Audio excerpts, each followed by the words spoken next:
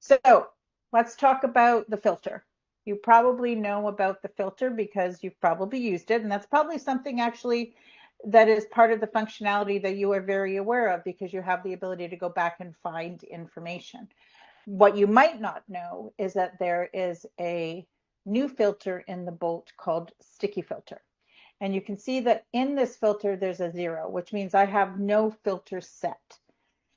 And this is important to remember because as you start adjusting the filter, you're going to start to see numbers populate in there.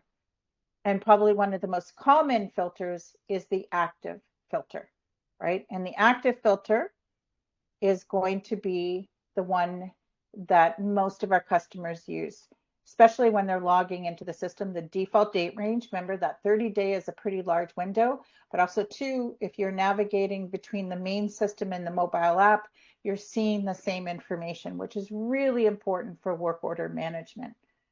Okay. Now remember, up in my account setting, I could make that part of my default if I wanted to, which means that every time I log in, it will show active and it doesn't affect my sticky filter. Okay, so something to remember for everybody. Okay, so you'll see that there's a 1 in there, and I might keep that even if I refresh my browser or if I log out and log back in, it's going to keep this filter unless I hit reset. So as I start to look for information or I open my date range up to search for information, it will keep that filter. So that's something to remember. If you're not seeing information, then you need to make sure that you check and hit your reset filter and go back basically to your standard default filter. Okay. Now, one of the things to remember too is that you have the ability to search for information. Most everybody is aware of this, but we're going to sort of just recap. You can go back for as far as you've been using the system or the system has been active, which means I have the ability to go back a couple of years if I want to and search. And I can search by keyword, I can search by room number, I can search by who it's assigned to. The important thing to remember is going back to the date range that's going to be applicable. The other thing that people might not be aware of is you can actually print your work orders, which means if I want to have a hard copy of one work order, I can just click on it just like this, and it highlights across the screen, and I can print this page. If I want to have like a few work orders and I want to print either a single hard copy or a list, and maybe I have a contractor coming in, right? I can actually click and I can print myself a list. So if you have somebody that's maybe coming in to help you with some odd jobs and you just want to print them a list of what they have to do, you can do that. If you have a contractor or an outside vendor coming in to do things, you can print what you need them to do and you can print that list off. Okay. So those are some of the things that you might know or might not know when it comes to work order management. Okay. Now, one thing that you also might not be aware of, and this is definitely a big change from the classic version to the new version of maintenance care, is there's an icon up here in the upper right corner, just directly beside the little icon that takes you to account settings. It looks like a little gear. So we're going to actually click that gear. This opens up a window called the user interface setting. You can play around with this a little bit. You can change your navigation and things like that because right now your navigation is over to the left. If you're more comfortable, especially if you're just upgrading to the classic version, you could change your navigation to the top. But what we want to turn on is this, and this is really important to remember as part of your work order management. And we will definitely sort of regroup and go through this again. You want to turn on the sidebar, okay? The sidebar is going to give you stats information and it's going to give you filters. And we're going to talk a lot about managing a work order and the importance of these filters. In the old classic version, this would have been the ticker that was on your primary screen just above your column headings.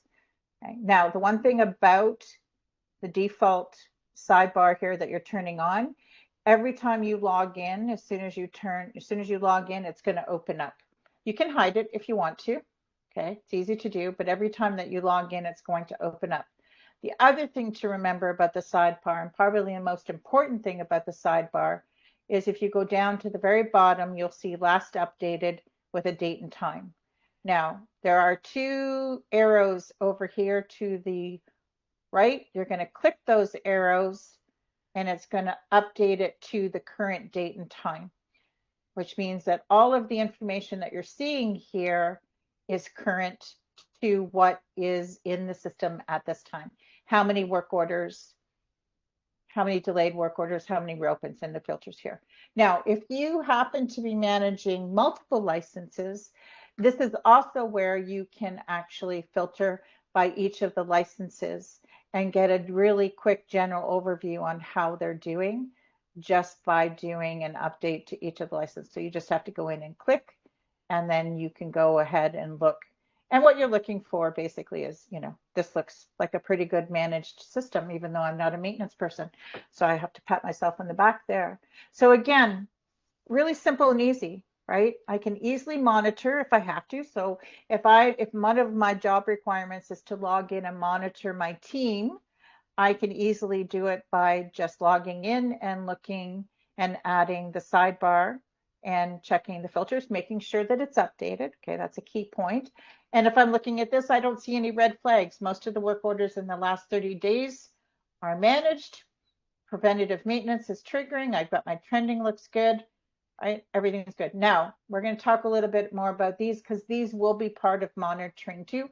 Both yourself as a maintenance person logging in and anybody that might be doing a general oversee of multiple licenses or executive director or anything like that. Okay. So again, we're going to go ahead and hide that sidebar. When we talk about managing a work order, the first thing that you need to remember is that there is always some sort of accountability. There has to be some sort of status change. Time has to be tracked. Notes have to be added, and there's a signature. And just because there are those steps, it doesn't mean all of them are part of your workflow. Those are just the options that are available for you to track things within the system. If you remember at the very beginning, it's simple and easy to maintain documentation within maintenance care and to track work orders and maintenance care. The main system obviously is a great, fantastic big picture tool, right? And then you have the mobile app as that advantage where you can actually take the system with you wherever you go and do the standard documentation that you need to for work orders, okay? If we decide that we are going to manage a work order, we talked about those simple steps, right? There can be accountability if you want that part of your workflow. You can assign to people. Work orders can be assigned back if that person's